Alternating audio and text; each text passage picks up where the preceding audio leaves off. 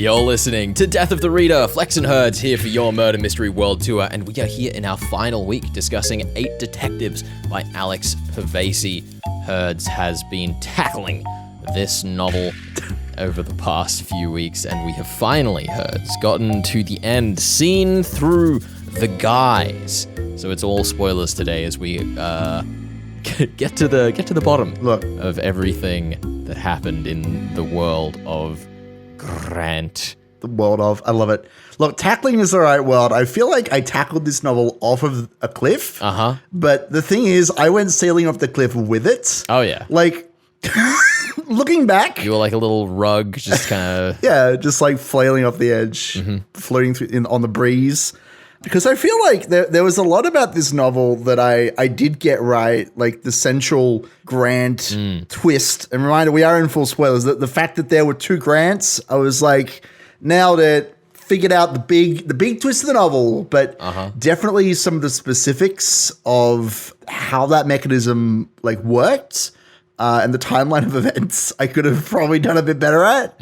This last part of the novel, this third section, we covered the 7th conversation and then the final conversation and the endings of the book because both Julia and Francis, who is impersonating Grant the whole time, they both get their individual endings, which I quite enjoyed. I definitely feel like I enjoyed Julia's ending more than Francis's in some ways, though. Interesting. Yeah, I don't know. I feel like the whole, and then all of the mystery clues went up in flames was incredibly melodramatic, which I enjoy a bit of melodrama, but I don't know. I definitely felt like I was a little less satisfied with the sort of ending of this novel than I was expecting to be. I thought it was really interesting the way that we just pile ending onto ending onto ending onto ending. Yeah. Because what we find out in the lead up to Julia's ending is that Julia has actually been, either by accident or intent, rewriting all of the endings to the stories from the White murders that we have read so far. Yeah. She says that at the end of the first story of the 2 in the Spaniards Inn, whatever, that she accidentally left out the final line, which is of course the twist ending where Megan like gives away that she knows that Henry is the killer. Yes. Right. And so when she discusses, she forgets to say that line or leaves it out, and Grant doesn't call her out in it. And so it begins, well, I would say it begins, but she's already lied previously. We'll come back to that in a second.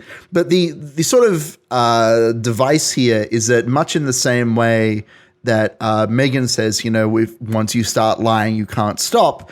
You have this situation where Julia has sort of accidentally lied. And so then she starts twisting the endings a little bit, a little more, completely rewriting the final story in an effort to figure out if Grant is really who he says he is.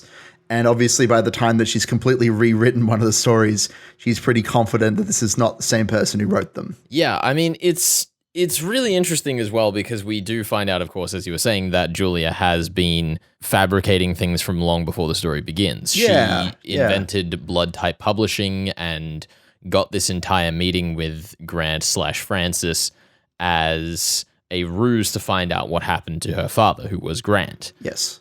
And it's sort of fascinating the way that the novel has built Julia around this idea as though all of this kind of happened to her, is the way that she frames it in her final discussion when she was sort of the initial agent of chaos.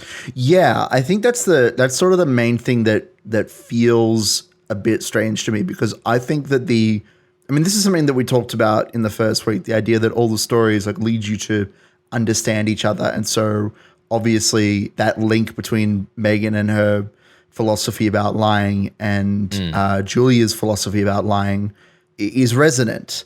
But if Julia is the person who began lying in the first place, like the whole meeting between the two of them, it feels like a twist there for the sake of a twist, which I know is a terrible thing to say, but like... Interesting. I don't necessarily agree. I think... Okay. I don't know if it's like a twist for the sake of a twist, but I definitely don't think that the blood type publishing line adds much to the story. I think I agree with that. We're sort of on the same page, but definitely circling a different way of expressing the thought here. We're circling the same edge of the cliff, which is a deadly thing to do, mind you. If you try to circle the edge of a cliff, you typically only have a half circle to work with. Where I feel that the blood type publishing thing is an interesting detail to her character, but when you get to the end and it's delivered as a surprise, it's a bit of a and? Well, what is it? Yeah, like what does it matter? Well, I'll tell you what. There is an interesting line that ties to that initial idea, and maybe we need to chat with Alex about this because I feel like there are two concepts here, and I think we can marry them if we say that Julia is lying about her first accident, because she says, I made up blood type publishing. Yeah. And she, in her final ending, she says, I have defeated the one who was deceiving me, which is a very predatory thing to say. Oh, yeah. So if we take that she's lying to Francis in the idea that it was a lie, that was a lie, it's like another lie on top of a lie, then that is cohesive. It's fascinating as well when we start to talk about the metatext of the thing, because when we're dealing with this entire story being written and we see the two different endings for these characters that frame them in two very different lights and still leaves a lot of stuff open-ended, you can begin to ask questions of yourself in terms of, okay, well, do I believe what this ending has just shown me? Did Francis have this fire happen to him, or was it an act of arson? Did Julia walk away from the situation, or did she murder Francis and write this story to cover her back, paralleling what her father did to Elizabeth White? Yeah. I'm sure there'd be something very clever there. Did she set the fire? Did she set the fire?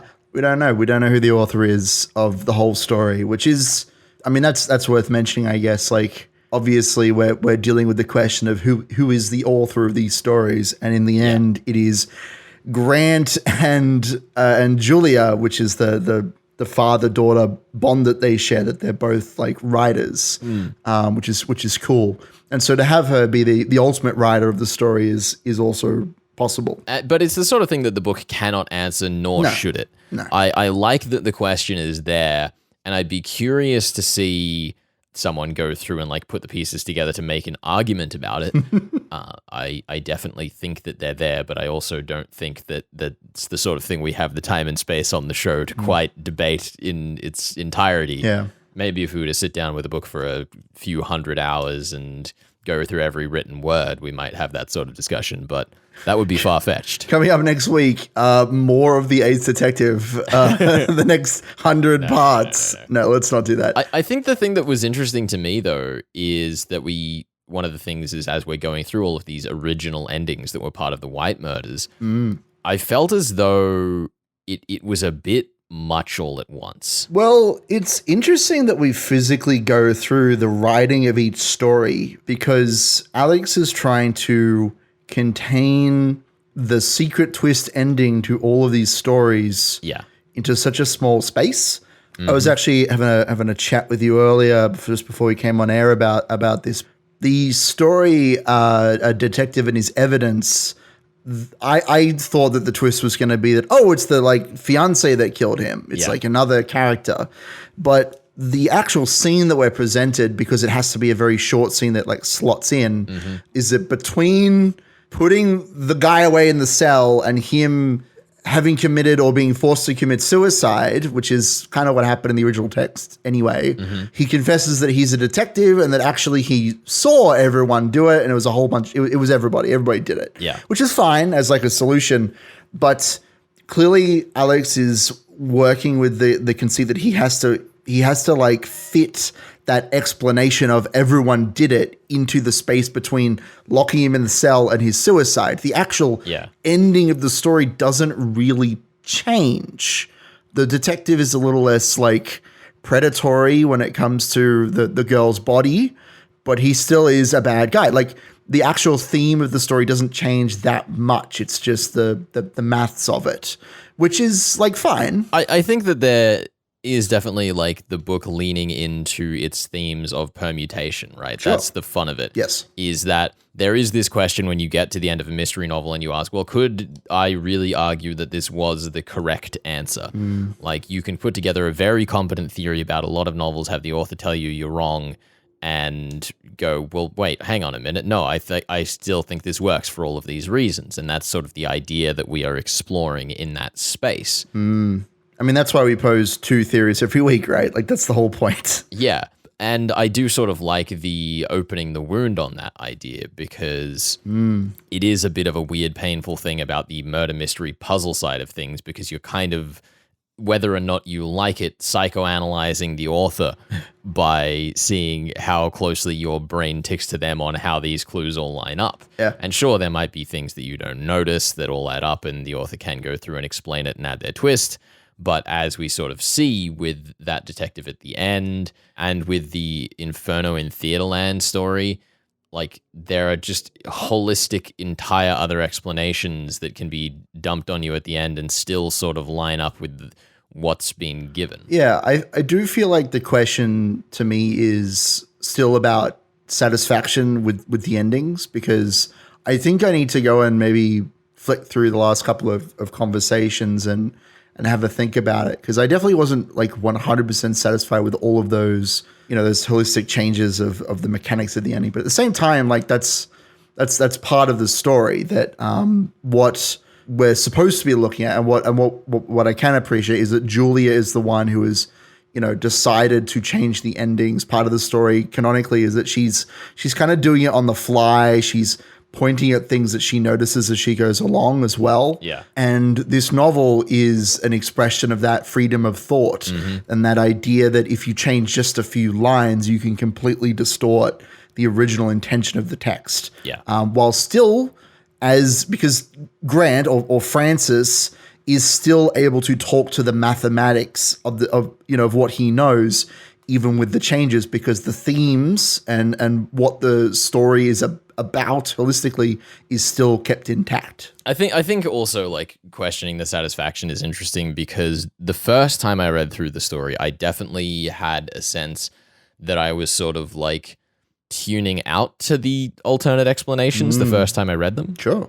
Because the feeling that I got is that now that we're approaching the big twists, we sort of know the shape of the meta-narrative. Yeah. Going over the fine details of the smaller stories doesn't feel as weighty. Like, there's a curiosity to it. Right. I see what you're saying. But because we're already up to the you're not who you say you are, right? Yes. Like, we're already opening the biggest present under the tree, and and you're trying to make me go to like the sock present. You're like, oh, yes, there's a fire truck. You can see the shape of the present. You know it's the fire truck, but wouldn't you also like these socks and these underpants? Like, that's terrible, but pretty apt. And don't get me wrong, that was one of the reasons I enjoyed the reread of this book the most, is because once all of the surprises are out of the way, I then can get into the direct reading of the text. But the first time through, which was back when this book first came out, I was definitely a bit like,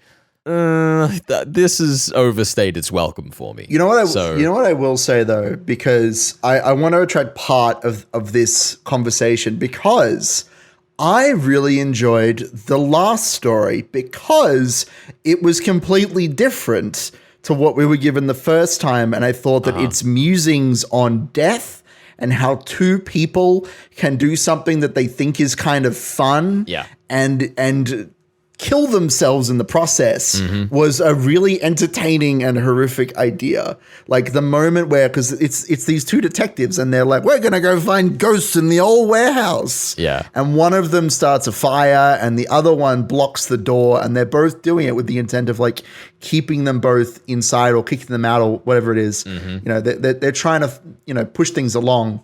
But it results in them both burning in the warehouse. And as they come to the realization that they've both killed each other, no one is explicitly to blame. They share the blame.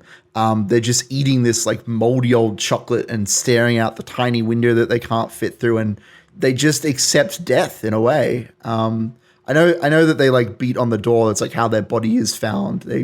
they beat on the door in desperation, but like the conversation that they have is about accepting their own demise and in a way how stupid they were. Yeah. Which is really neat. I definitely agree. I want to talk more in the mystery section, not specifically about the mystery, but a bit more about the like characterization of Grant as the like absent character in the story. Let's get into that death scene as well, because that was an absolute highlight for me. But we're gonna wrap this part of the discussion here and be back very shortly with more on your Murder Mystery World Tour. Stick around. This is Death of the Reader here on 2SER 107.3.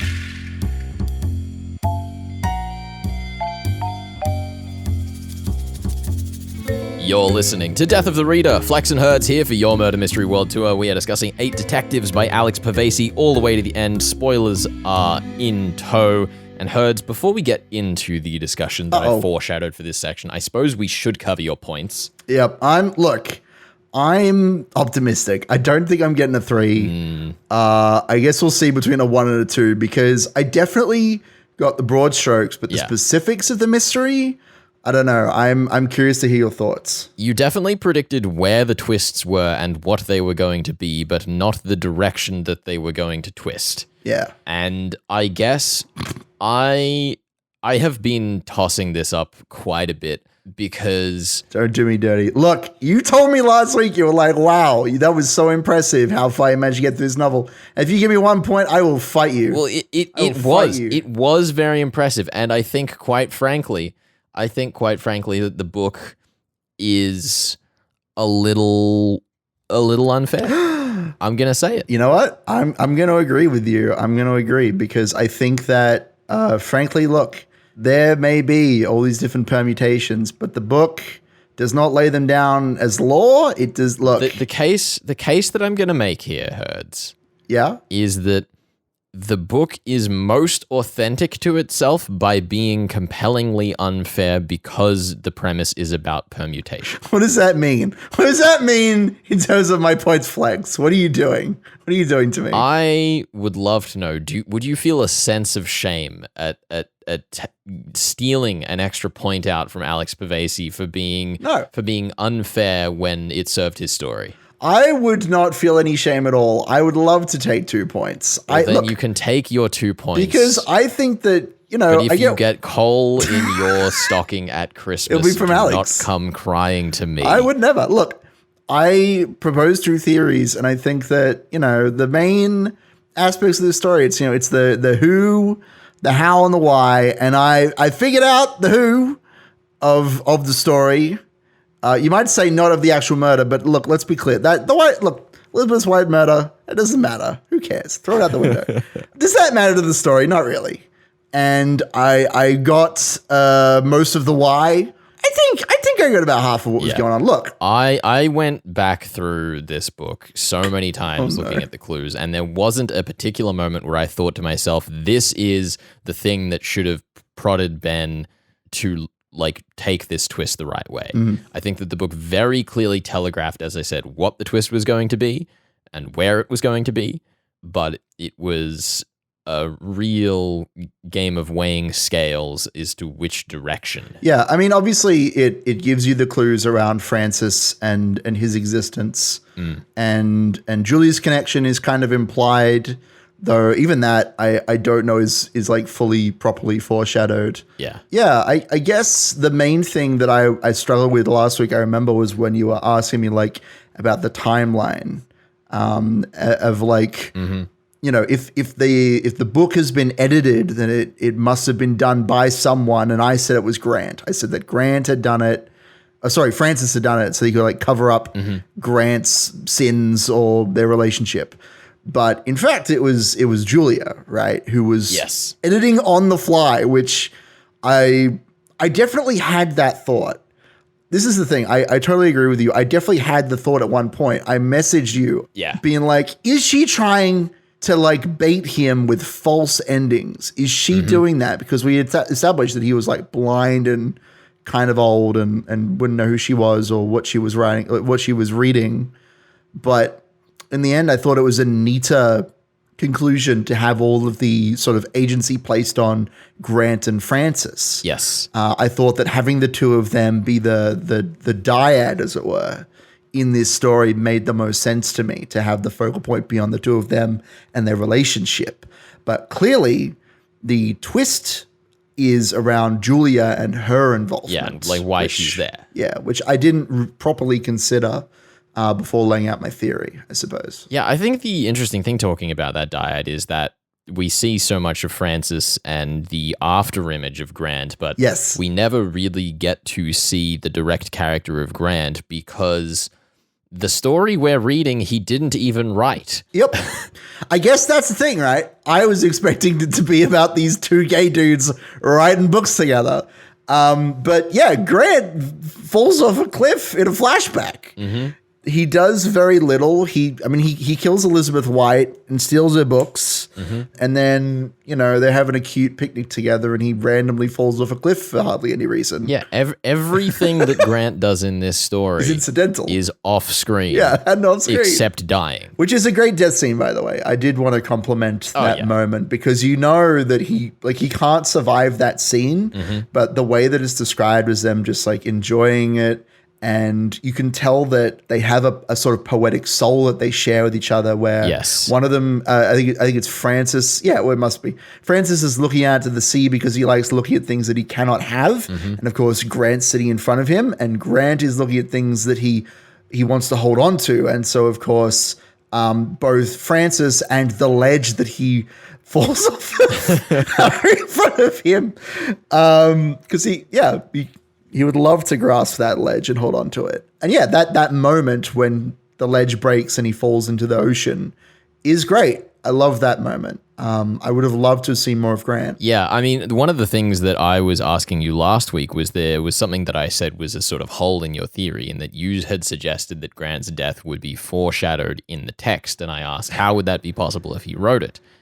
And I didn't really have a particular question in terms of what I expected you to be able to pick, but I was hoping that if there was foreshadowing, you might catch on to where Alex Pavesi had foreshadowed this death scene. And it most explicitly happens in Death at the Seaside. I was going to say, in my initial theory in week 1, when I said that the wife had died, I'm pretty sure I said, his wife fell off a cliff. I'm pretty sure I said that, which obviously I'm not going to leverage any points off of that, but I'm pretty sure I said that. The thought did cross my mind, but it didn't make it into my final theory. I thought, well, if there's no wife to be murdered, then we can throw out this whole fall off a cliff business. Yes, but yeah, I do agree. In terms of Alex's writing, right? Setting up the idea that someone could just fall off a cliff, mm-hmm. but they probably didn't. It was probably someone pushing them, but it could happen. Yeah. Right. That ties in with the whole idea that all the stories are referencing each other and giving you clues and ideas with which to solve each other. Yeah. Which is really cool. And I mean, in terms of the way that parallels lay themselves out through this story, that is very compellingly done in the same way we were talking about earlier. There is ambiguity in who actually wrote the text that we're reading. And if it is Julia and she did commit a crime off screen underneath the page in the dying moments of the story, then it sort of parallels what her father Grant did in stealing the White murders from the woman he murdered. There definitely are all of these little connections that you could point to and sculpt metatextual theories out of. But in the same way that Death at the Seaside cannot be about Grant's death because he was not alive to write it, it kind of more comes down to Alex Pavesi's sense of dramatic irony. You're correct. Because you've elucidated my point better than I could, because obviously I throw out the wife falls off cliff theory because if he's written the book and there was no dead wife, then why would it foreshadow that? Yes. It doesn't make any sense. Which is, Alex has crafted a wonderful story that loops around on itself. I only wish that I could have swung in the correct direction when it comes to Julia and Elizabeth. Yeah, and I think that this book definitely is one that is better on a reread. And I'll have to give it another look through. I think that that's true for a lot of mysteries, but I can definitely, I was slightly frustrated on the first read of this book, which is why I didn't initially kind of seek it out to cover on the show when it first came out, combined with other logistical things that may have been happening on a global scale at the time. Which we will not speak of. Look, it's always nice to have a book on the show that we don't like universally praise. Yes. Because I did really enjoy this book. Like, I loved getting to go through and pick apart the details and think about what if, what could all of these things mean? It was a really fantastic experience, but also to kind of go over, why do we love the books that we love? And what do we want to see in Alex's next book? I think so. And it's also fun to me because I can heartily recommend this book. Oh, yeah. But my question is, to whom? Because I don't think this book is going to be for every reader of books. It might be for every reader of mystery books. But how do I decipher that? How do I pitch a story like this where I do have these issues with it, but I think that the book is well worth it? That's always a really fun, challenging to me, and so many of my favorite stories fall into that camp. I mean, this is obviously something we'll discuss when we come to the ranking at the end of the year. We're already thinking about it. But I feel like tackling it as, it's a book about these short detective stories that you can just kind of consume one at a time. Yeah. And then watch as the person who's reading it slowly realizes, wait a second, there's a bigger story here. There's some things going on. I feel like that would be the best kind of foot to put forward. But I mean, it's also a better text. Like, there's a crowd for that. Yeah. Well, and also it's a book by a mathematician about mathematically presenting murder mystery. How realistic the mathematic paper at the core of this book is, I mean, I assume it is, because it doesn't seem to be the most outlandish mathematic theory.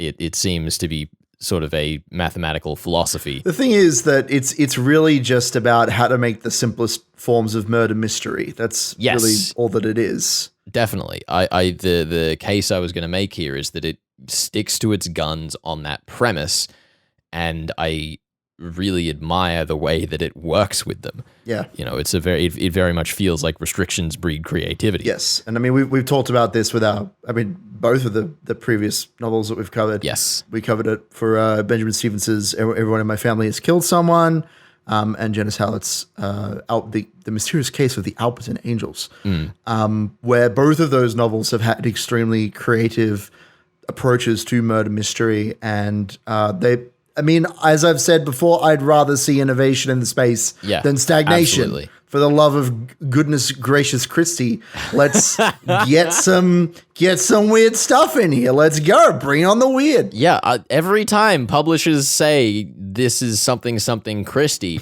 I grow less interested. I grow a gray hair every time I hear that. I like Agatha Christie. I quite like Agatha Christie, but innovation in the space, yes, please. I also think that there's a curious thought to me that we'll have to maybe explore with your next book, Herds, here on the show. Yes, I know. Where we seem to enjoy books that stick to a very challenging premise but don't take it too seriously the most, because we've kind of progressively got more serious over the past 3 books, and I wonder how that'll play out. Yeah, look, we need a reset. We need a reset point, at least not to be... I've already let slip the flex what we're going to be doing next. We're going to be covering Death Comes to Marlowe by Robert Thorogood.